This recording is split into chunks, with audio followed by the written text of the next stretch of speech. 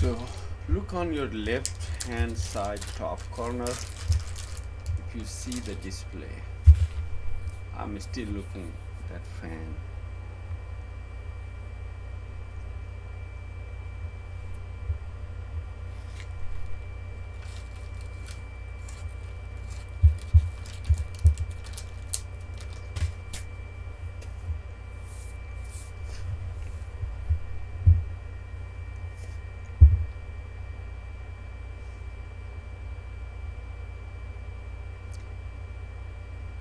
So you see that boot light is now going to the boot button. Boot light, yeah, is booted.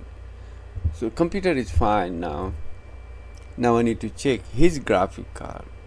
But like I told you, whenever we put the both screw, that's when the problem is. So I'm not going to put the both screw first.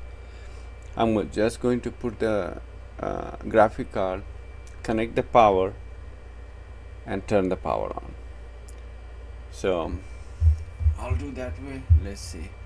And right now the power is off. I think I turn it off, but it take time to turn off from the motherboard. So